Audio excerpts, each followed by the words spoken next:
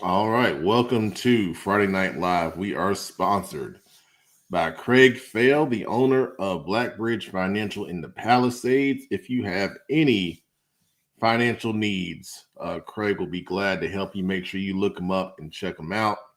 He's got some great tools to help manage your wealth and your money. All right. If you've never watched Friday Night Live before, Friday Night Live is your show. What you comment on is what we're going to talk about. Um, it can be from anywhere in the state. Of course, we're based in Charlotte, so we start, our show with a lot of Charlotte talk, and then we kind of work off of that from there. Tonight, me and producer Brandon Black were at West Charlotte, where they hosted Myers Park in a game where, it started out 0-0 in the first quarter.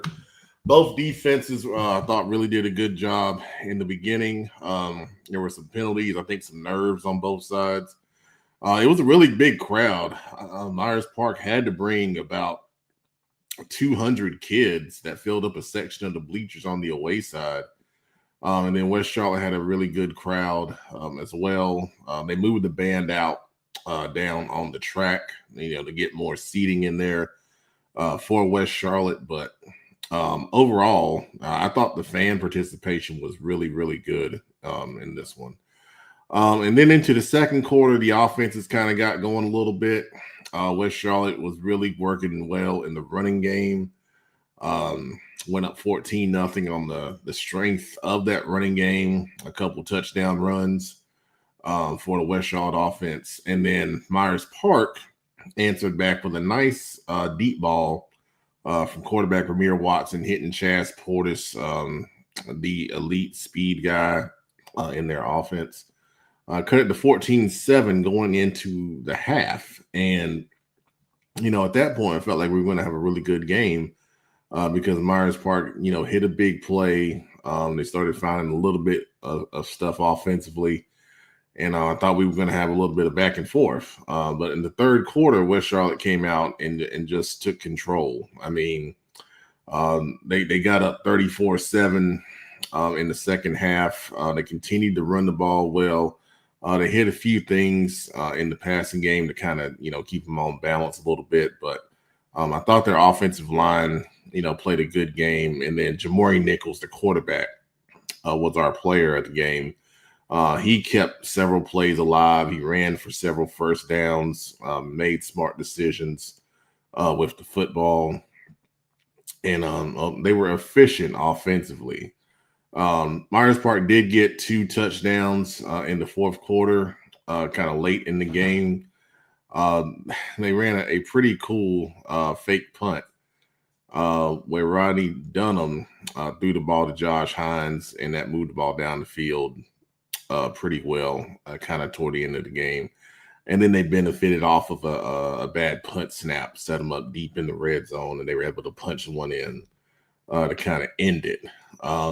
We talked about the X factors in this game, the offensive line for West Charlotte versus that Myers Park defensive line.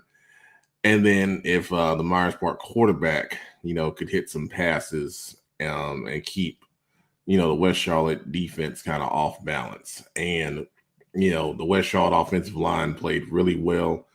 We interviewed Jorquise Broome, who played right tackle tonight. I thought he was excellent in his matchup against a really, really talented player in Rodney Dunham. They went up against each other for most of the game, and I thought Jorquise did an excellent job in that one. But going forward, we got our big matchup we've talked about, and a lot of people have talked about all season long, and that's Huff going up against West Charlotte. And we did some interviews after the game with Coach Griner, Jamori Nichols, Jorquise Broome, and Jamil Watson. And I asked them obviously about the matchup, and they were pretty diplomatic in their responses, but I've got those up on Instagram and Facebook. They'll be on Twitter after this show. So go and feel free and check them out. But those guys, I thought, all played well. I also want to shout out Jay Sean Shaw, number 54. I spoke with a young lady after the game who was very excited about his performance. And, I said I would shout him out. He had a couple of sacks and I believe a fumble recovery. You'll see those in the highlight package once that gets done, probably some point tomorrow, hopefully.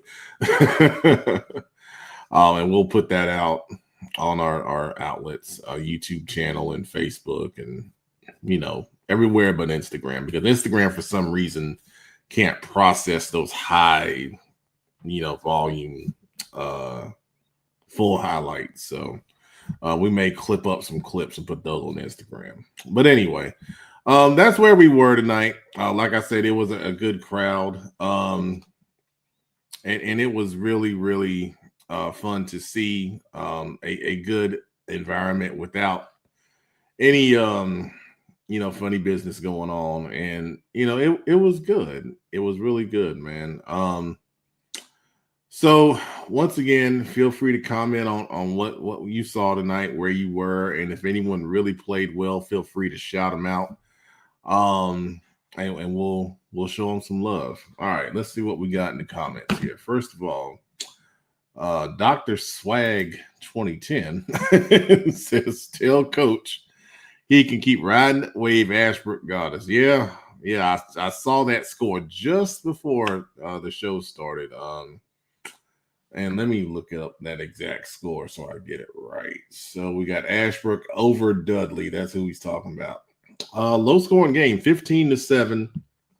And, Ashbrook, we were watching this score, during the game. And I told someone, I said, Ashbrook doesn't, necessarily run the score up offensively, but they control the flow of the game. It was kind of the same way last week with their game against Statesville. And they just kind of grind you and grind you and grind you. And, that's the way they get things done. And to that point, thank you for this comment right here. Yeah, their defense is what drives them. And, an undefeated team, a lot of people think undefeated, they think, big offense, blowout scores and all that.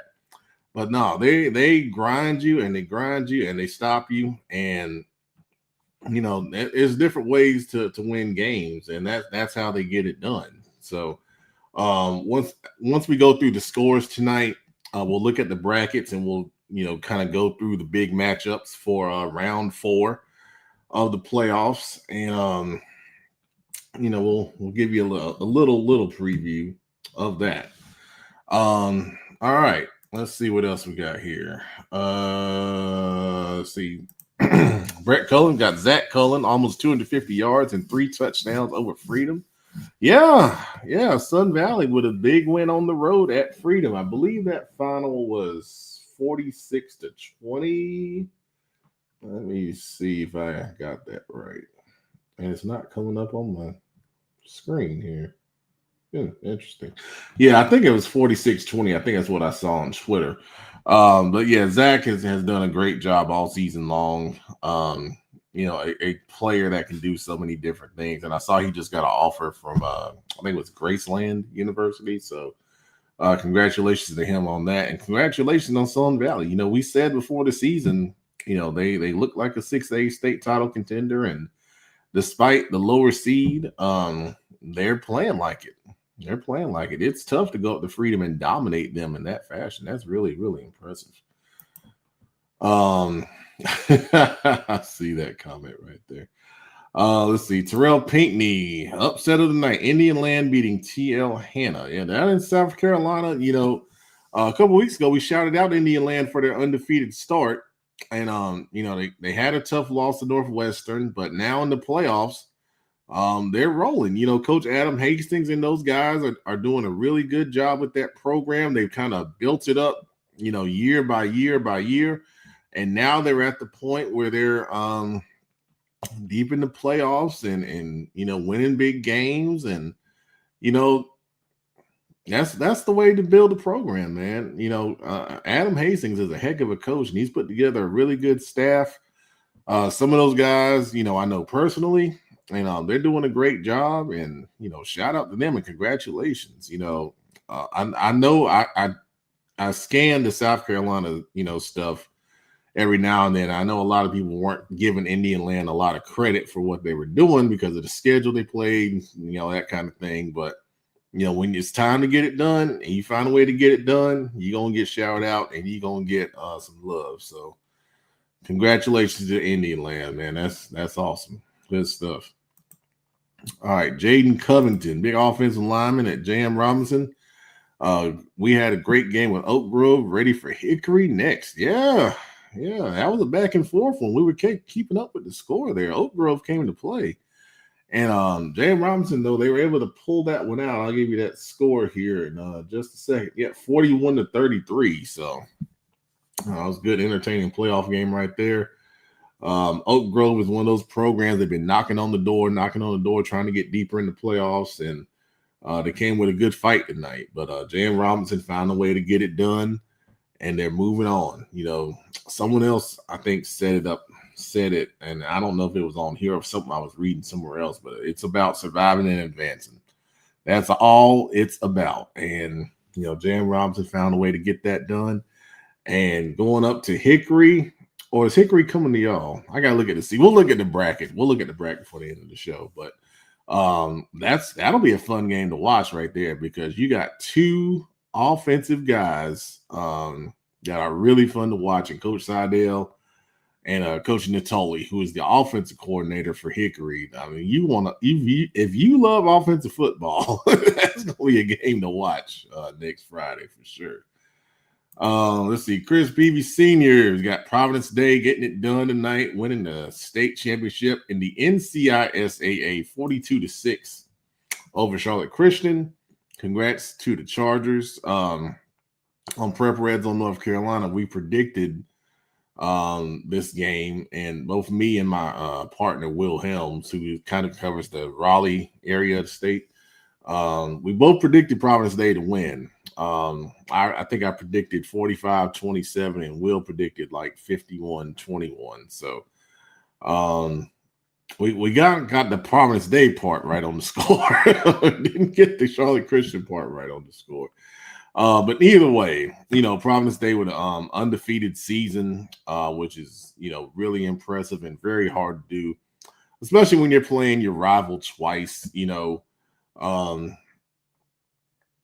Chad Greer and that program they really operate in an impressive fashion, and they're putting a lot of kids into college, and getting it done with a lot of talented guys and maximizing that talent, obviously, with the results that are coming out. So congratulations. That's history right there. And it's really fun to see. I saw an Instagram video. I know there'll be more, from that, but I saw a quick one after the game, and everybody was celebrating, and that's what it's all about, man. That's what it's all about. So that's good stuff right there. Gary Ashley's got Lincolnton over Mountain Hill. Ooh, I hadn't seen this one yet. 37-36. Look at Lincolnton, man. That's awesome. That's awesome. Good stuff right there. Awesome. Yeah, you start looking at those lower seeds going on the road. And I tell you, when you have that athletes, and we talk about it all the time in the playoffs, well, not as much this year, but when you have athletes versus power, kind of that, athletic, kind of team from, kind of the more Charlotte area, metro area, going up to the mountains that sees that traditional run heavy power scheme.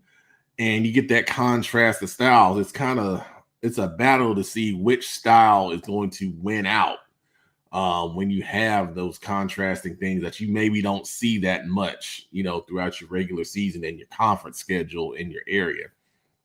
And Lincolnton is always a team that has a lot of guys that can do things in space, and they're very shifty, they're quick, and they're hard to, wrap up and tackle. And that's a great win for that program, and they're moving on. And I'm excited to see what their next matchup is, because when you get into playoffs, we see the seeds and we call low seeds upsets and things like that. But It's all about matchups, man. It's just like with Sun Valley we were talking about a minute ago. They were the lower seed and they had to go to Freedom, but you see, it's not always about the seed. It's about the matchup and how these teams, kind of compare and contrast and what have they seen, what have they been exposed to, and it all comes out in the wash. So yeah, thank you, Gary, for that one. Let's see. Chow by 79 says the West Charlotte game was a good one. Go Win State. Yeah. Obviously, we're going to talk about them playing Huff a lot on the show next week.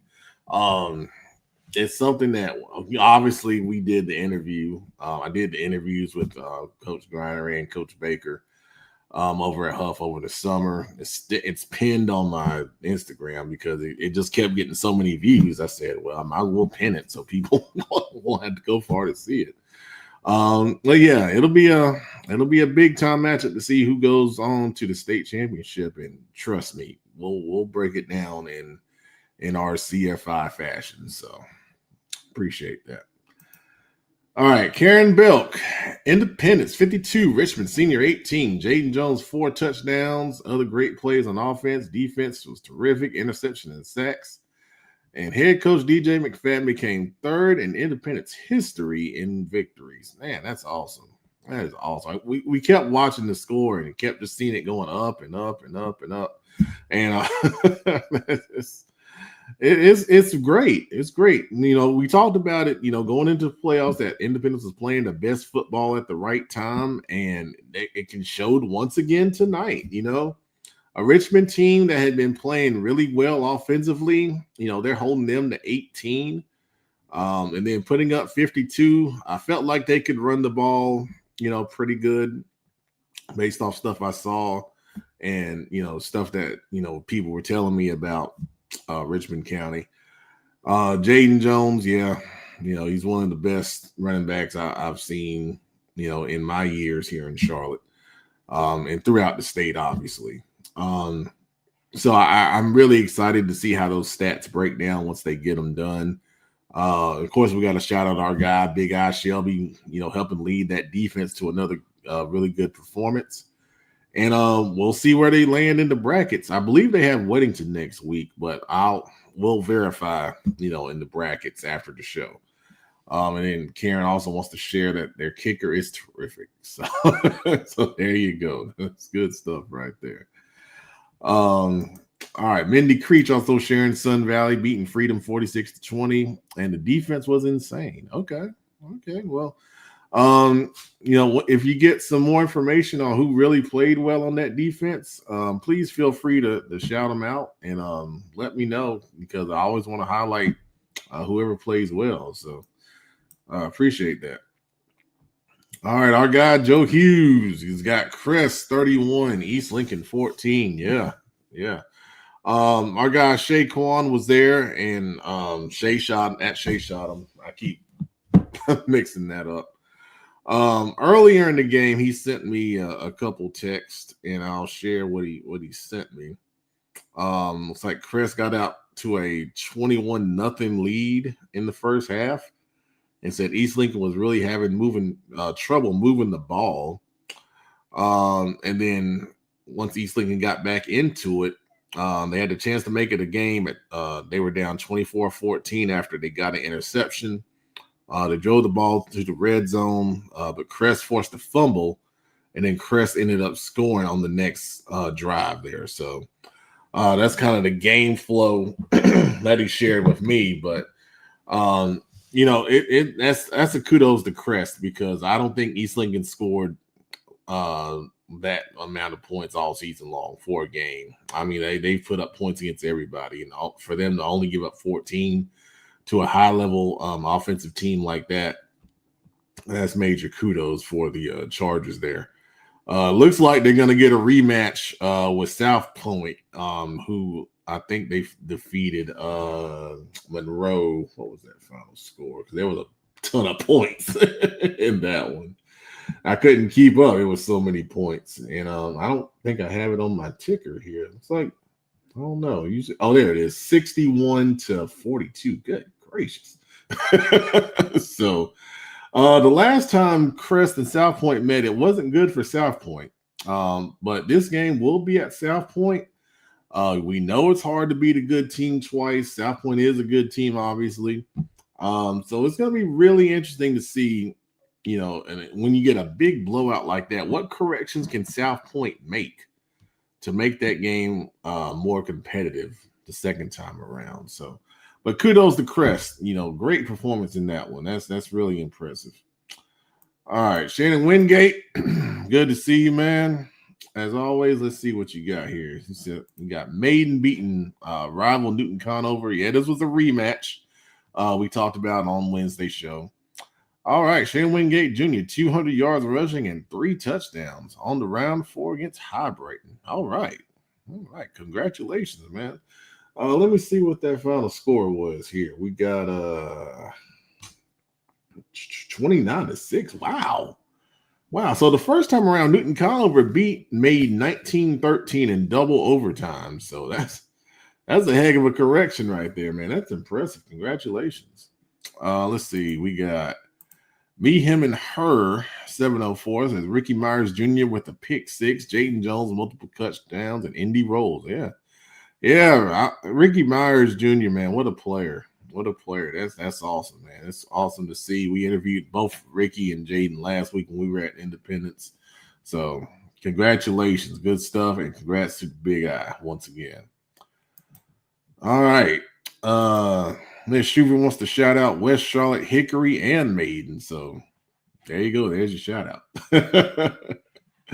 All right. And also in the upstate of South Carolina, what a game. Northwestern 52. Gaffney 45. Oh, the Gaffney people are not going to like that. But Northwestern, obviously their program's one of the best in the upper state, finding a way to get it done. And a lot of points on the board. I'm sure that was a lot of fun to watch, man. That's great. That's great. Yeah, that's the Richmond people have been quiet over the past couple years, but I think the success they were having this year, they started to feel themselves a little bit. And that was a tough one. I hope they enjoyed the drive at least. It's not a bad drive. I make that drive. I have business in Rockingham sometimes.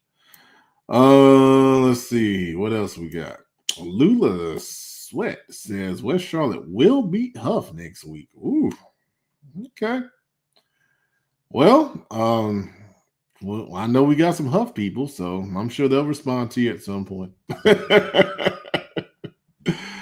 Oh, man. Oh, thank you, Joe. Hickory at J.M. Robinson. Wow.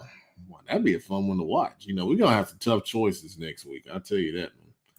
All right. Austin Robinson's got South Point 61-42 over Monroe. Patrick, another big game. Patrick Blee with 6 rushing touchdowns. My goodness. And then Kayvon Pless, one of the best running backs you probably don't know, 235 yards of rushing and 3 touchdowns. So, yeah, I think we got some Pep Mans players. Thank you for that, Austin. That's awesome production right there from South Point.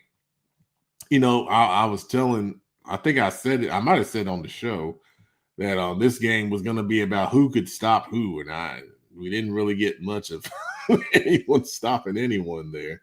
But that's good. That's a good season for Monroe. They lost a ton off of that state title team last year, and to get back to the third round is a testament to what Coach Sowell and that coaching staff is doing with that program. So no need for them to be too disappointed about this season. I think they probably maximize what they got within that team. And then those guys got a lot of good experience. They'll bounce back and be, even better next year. And then, like I said earlier, South Point will move on to host Crest next week. I appreciate you guys watching. I really do appreciate you guys watching for sure. Let's go, Crest Chargers. There you go, James. Yeah, be proud of your team, man. Be proud. Laramie Watson's always proud of his team. Great game, and the Dogs prevailed. Yes, sir. I was telling Brandon, he kept me updated on that game. I said, I know them fans are going crazy up there. That sounds like a good one. Awesome stuff right there. Yeah, we'll shout out Jay Sean again. I did shout him out earlier. But yeah, we'll see a couple of his plays in the highlight package that we do for the West Charlotte game for sure. Miss Sellers shouting out the Big Eye. Congratulations. Great performance once again. Let's see here. Joe's also got South Point spotted Monroe 14 points. Wow. And one big. Yeah. Impressive. All right, we also got local media isn't talking enough about Jared Street. He's a dude. Well, I'll tell you, I feel like I write about him every other week on Prep Red Zone, North Carolina. I don't know if that counts for local media, but I talk about him. I think he's doing a really good job and being efficient and making smart decisions with the football, leading that offense. Yeah. I mean, everything I see, he's doing what needs to be done in order for that offense to operate at a high level. I mean, providing the balance. A lot of people will talk about the running game, but if you don't throw the ball or have the threat to throw the ball, that running game is not going to pop. We saw that on the NFL level when the Panthers lost to the New Orleans Saints. And, a lot of people were saying, well, why can't they beat the Saints? They're 1-8 or whatever. A team is going to make you, beat them at your perceived weakness. And at that time, our perceived weakness as the Panthers was throwing the football. So if you can throw the football, it's going to open up the run. It works hand in hand. And, that's what makes Jared a really good quarterback, because he provides that balance. And that's why Independence is playing so well, because they have been balanced. They have the threat, to push the ball in the air. And because of that, teams can't just try to take the run away solely, and everybody's eating off of that. So, yeah, absolutely. Let's see here. Thank you, Mindy. Appreciate that. That's exactly what I need right there. Let's see here. No, New Jersey Brothers Golf Fellowship. Thank you for watching. What Charlotte can't make the same mistake if they have a chance to beat Huff. Yeah, that was something we were talking about. Toward the end of the game when Myers Park kind of got a couple touchdowns late there, and West Charlotte had some backups in, and that kind of thing. But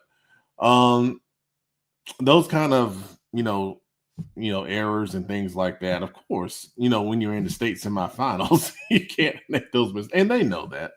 And those are things that they say they're going to try and clean up and have ready to go next week. So yeah, I agree right there. Let's see here. Coach Seidel, what's up, man? Congratulations. Yeah. We mentioned Robinson earlier when your offensive lineman, Jaden Covington, was on here earlier. That's a heck of a game, man. Way to pull that one out. And I know you guys are excited, playing Hickory. That's you always want to test yourself against the best, when you're in the playoffs, deep in the playoffs like that. And that'll be a fun one next week. You might see us, either myself or Shay Kwan. We're probably gonna fight on who goes to Huff. And then we'll work from there. But yeah, congratulations, Coach. That's awesome, man.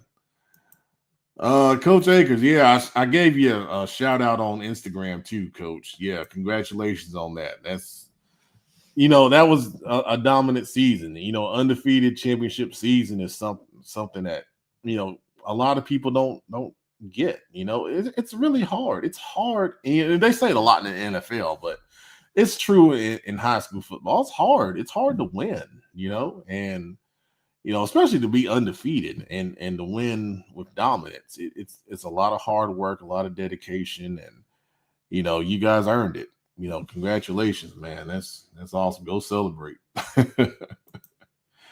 Let's see. Gary's also got for us. Let's see, Reagan. Yeah, we gotta talk about it. And I know that's why they're not here. Our Mooresville people, but a tough loss for Mooresville. Reagan wins 32-31. John Evans Jr., yeah, he is the real deal. He's ranked high in the state with us on Prep Reds on North Carolina. I've talked with him, in DM about, different things. He's a legit player, over 200 yards rushing. He's driven to be one of the best, and, he showed it. He showed it in this one. And I think it's really impressive that Reagan was able to run the football that well against a Mooresville front that we think is pretty good. That really, really says something about that football team, because I didn't think Mooresville would give up that kind of running effort to anyone, much less Reagan. And that says a lot for that young man right there. Yeah, congratulations to Reagan. That's a great win. And I really thought Mooresville was gonna, come back, especially after what happened last year. It was a tough loss to them up at Reagan, and they were gonna be home in the third round, and with their fans and everything. So yeah, that's a great win for Reagan. Great job right there.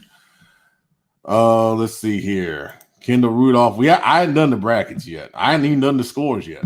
We got a lot of comments. The show didn't start that way, but you guys have been adding your comments in real good tonight. So we're gonna do the scores and we'll get to the brackets. So you hadn't missed that yet. Let's see here. Kareem McCray's got Dub C. Bring on them Huskies. You guys are. You guys are ready now, and we're excited to see it. We're excited to see it. Oh, okay. Well, I got you now. I know who that is now. Thank you. Yeah, we got Brevard 30-27 over Burns. Yeah, Burns was leading. I mean, I think it was a back and forth battle there. I was trying to follow on Twitter a little bit. But yeah, Brevard's really good, but Burns, that team isn't going anywhere. They have a lot of sophomores and juniors that are talented. I think the vast majority of that team is going to return, and they're going to be a force to be reckoned with over the next, few years. Like even down in the middle school ranks, they're really good.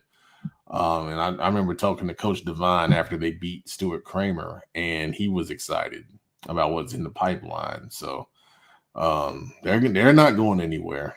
But congrats to Brevard. The talented receiver, I believe it's Tristan Thompson-Wynn, had a really big game. Apparently, I think he had a couple touchdown catches. He's a really good player, for sure. So Brevard will move on. We'll take a look at them in the bracket here in just a minute. All right. The winner showcase. Okay. So I can tell you right now about the schools being there. I'll take the second part first. A lot of schools right now, their season just ended. And typically what we do is we're going to reach out. We sent some messages, and we do have some people that have responded. So we do have some schools committed. I don't want to start putting names out there right now. We'll probably have an update 1st of December. Of course, there is a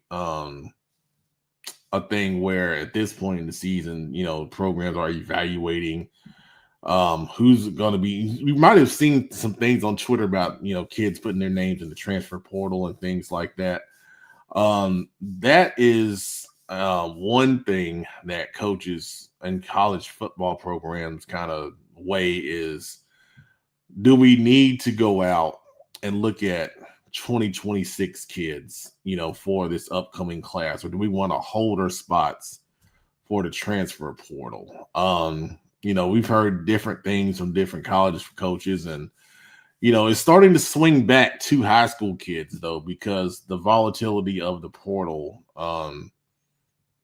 it's not a sustained way to build a program is what some colleges are learning. So it's getting better for high school kids, but I mean, it's still not great because it's still that percentage is fluctuating year to year based on, what happens with certain programs. So We've got about 6 programs locked in right now, on the D2, D3 kind of level. Um, the reason why unsigned seniors should attend is it's not something that you're gonna get to do if you don't attend. I mean, to me, it's a no-brainer. Number one, for the cost, number two, for the exposure, and number three, for the communication opportunity directly to college coaches. That is a lot, you know, especially for the programs that typically come to our showcase. They don't have the recruiting budgets to go out to a bunch of schools consistently, to go out to games like tonight's playoff game at West Charlotte. They made an announcement on the PA of over 100 offers between the players on the field. And typically in the past, what you would see is a bunch of college programs at a game like this with that kind of talent on the field. I don't think I saw one college coach there tonight. And I might have to go back and check my recruiting calendar to make sure it's not a dead period. But I definitely remember in the past, in the playoffs, college coaches coming out and scouting players in those kind of situations. So college coaches just aren't on the road like that anymore. It's yeah, and I'm gonna get to what Anthony just said there in just a second. But it's better to come to a place to where coaches are going to be there in person. You don't get that opportunity to have multiple college coaches from different places in one place, to where you can go and sell yourself, not only during the showcase, but after the showcase as well, because they stay and they talk to you. And it's just a unique experience that you don't get anywhere else, and especially for the price. I implore you, if you're an unsigned senior, to go look at what other colleges, or other college football camps are charging, and do the comparison. See if they've had college coaches at their camp. Don't believe what they tell you. Look for the evidence. Look for the hard proof. Do you have pictures there? Can someone tell you about the experience there? You can get all that with us. So that's my selling point. And I don't typically do that on this show. This is more of a recap show, but I did want to answer that question. And then also to Anthony's point, yeah, well, it's public knowledge that Winston-Salem State's coach, Coach Massey, resigned from that program, and that was one of the programs that was really, really strong with us. Now I can tell you, they told me that they're going to continue to operate like they normally do until they're told something else. So they are one of the schools that is coming. But when that influx change right there, that's why we don't get as many schools to come in the winter, because not only for program head coaches but assistant coaches too, they're looking for new jobs and they're looking to see what's available. So there's people that signed to Charlotte and the Carolinas that could be changing programs, and they may not be ready to recruit because they don't have anyone assigned to this area and they have to make changes. So this is a multi-layered issue here. But the bottom line is, if you don't come to the showcase, you don't have the opportunity, period. No matter what school may be there, may not be there, whatever. And then I'll just say it. There are coaches that don't make it that ask me who our top people were, or they tell me what they're looking for. Example, a school's looking for 6'3" offensive and defensive linemen. Okay. And I mean, that's just being real. That's how it works. I would love to sell guys that, maybe don't have the physical traits, but they have the heart and they have the tenacity, but college coaches aren't looking for that. You have to go off of what they're looking for and then recommend those guys to them, to maintain your credibility and what you do. So even if someone's not there, if you want to have a conversation with me and we have a connection at that school, and we have a lot of connections at schools, some that we can advertise, some that we can't, because of different rules and things like that.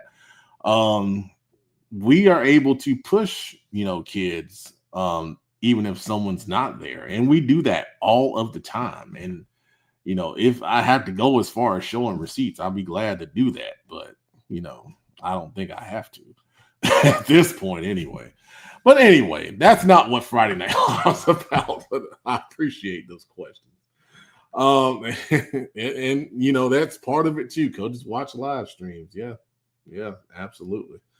All right. Well, this is a longer show than I expected. My goodness. So let's get to some scores real quick and we'll run through them.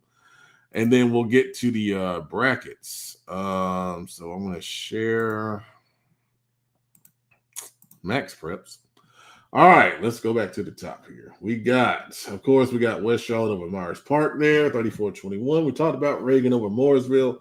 There we go. Shelby, 41-21 over Mount Airy. Congratulations to the Golden Lions for moving on. There's Hickory right there over Franklin, 36-14. We talked about South Point over Monroe, 61-42. Where are my Huff people at? Well, none of my Huff people on tonight. They must be out celebrating. 28-10 over West Forsyth. West Davidson gets it done over North Stanley. Close one, 23-21. One of the best stories in the state, South Davidson, 0-11 or 0-10 last year. Moving on in the playoffs, 27-12 over Thomas Jefferson. There's Independence over Richmond. Star Mount Big over South Stanley, 35-0. J.M. Robinson we talked about. Northern Guilford gets by Kings Mountain in the big way, 37-7. There's Providence Day on their state championship title right there. Ashbrook over Dudley we mentioned. Weddington over Lake Norman big, 42-7. Watauga holds on against Charlotte Catholic. Good fight, 27-19. Our friend Bobby Collins, big AC Florida down, 56-14. Talked about Crest over East Lincoln. High Brighton knocks off Stuart Kramer in a low-scoring battle, 14-9. All right. Great season for Stuart Kramer, by the way. Great job. Murphy gets by Community School of Davidson big, 54-20. Talked about Sun Valley over Freedom. Of course, Maiden over Newton Conover. We mentioned Indian Land. There's Lincolnton over Mountain Heritage. Mount Pleasant season comes to an end. We thought that was going to be a battle, and it was. 22-15 over Mount Pleasant. There's Northwestern, and then there's Brevard we mentioned over Burns, 30-27. All right, I'm going to switch gears, and we're going to take a look at what's coming up in the next round of the state playoffs. And we'll go through the brackets. We'll start at 8A. Obviously, we have, there it is, the big game, Huff and West Charlotte. This game will be at Huff at 7 p.m. If you're curious about the east side, there's Hoggard, the 1 seed, and then Millbrook, the 2 seed. I've heard good things about both of those programs. That'll be a really good one on the east side, down in Wilmington. Hoggard won 40-14 over Rolesville. Big win for them. And then Millbrook over Jordan, 27-10. All right. Let's go to 7A. And we have Grimsley, the 1 seed, hosting Reagan, the 5 seed. And then on the bottom, we got the 3 seed Independence going to Weddington. This is a rematch from a few years ago where Independence went to Weddington in the regional final back then. This is a regional semifinal now. That'll be a fun one to talk about. Weddington's going to be kind of on cruise control here the last few weeks. And of course, Independence, like I said, been playing some really good football. Grimsley and Reagan, it'll be interesting to see if Reagan can. I know they had a couple big pass plays tonight, but can they find a way to consistently throw the football? The way to attack Grimsley is, we saw it week 1 when West Charlotte played. You got to be balanced, okay? And Reagan, while they ran the ball really well tonight, they're going to have a passing game. They're going to have to be able to score to keep up because Grimsley is really, really clicking on all cylinders offensively right now. 6A, we got Watauga. Ooh, fun one. Watauga Sun Valley. Now you talk about contrasting styles. There you go right there. Although Watauga is a little bit more balanced offensively than they have in the past. But Sun Valley right now has really been playing well offensively, and that's going to be a great game right there. On the bottom side, we got Ashbrook, the 3 seed, going up to the 2 seed, Northern Durham. That's a fun one. That's a fun one to break down. I think, once again, if it's higher scoring, it favors Northern Durham. Lower scoring, it favors Ashbrook. We'll get into that on Football Focus Weekly next week. In the 5A, there's that rematch, South Point and Crest. Last time Crest, really took it to South Point. We'll see if South Point can make some corrections and, see if they can get a win this time in a regional semifinal. And they got on the bottom, there's that Hickory Jam Robinson matchup we mentioned earlier. That's going to be a really fun one to watch right there. All right, and then in 4A, and this will be the last one we do on this show, there's Brevard and Pisgah. That's a mountain matchup right there between two traditionally strong programs that'll have a huge crowd. Then on the other side, Maiden and High Brighton. And Maiden, like we saw, playing some really good football, and then High Brighton finding a way to get past Stuart Kramer with some good defense in that one. So really good football games right there. That's going to be fun to watch next week as we get deeper into the playoffs. Why does everybody keep asking about Shelby, man? He had the same thing when I was about to end last week. All right. We'll see who Shelby has. 3A. There's Lincolnton. Who thought they were going to get a home game? The 8 seed. Ain't that something? Against the 12 seed West Davidson. Well, that's one bracket that has definitely been turned upside down right there. So that's a good one for Lincolnton to get a home game this late in the playoffs as an 8 seed. Awesome stuff. And then there's I believe that's Eastern Randolph. Yep, Eastern Randolph and Shelby in the bottom half right there. And I don't know much about Eastern Randolph offhand, so I got to do my research on that one.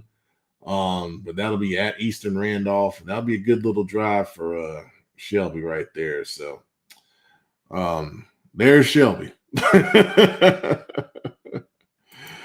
Oh man. All right. Well, this is a little bit longer, but you guys were great tonight, as always, on Friday Night Live. We'll figure out where we're going next week, and we'll share it with you next week on the show. By the way, the show next week will be on Tuesday. We got some travel plans going for Thanksgiving, so we'll have a Tuesday night show, 8 p.m. on these same outlets. Please feel free to come join us. We have a great time on Football Focus Weekly. But for everybody else, I'm the Pet Man, Matt Morrow. Appreciate you watching Friday Night Live, and we'll see you next week on Football Focus Weekly. Everybody have a great weekend.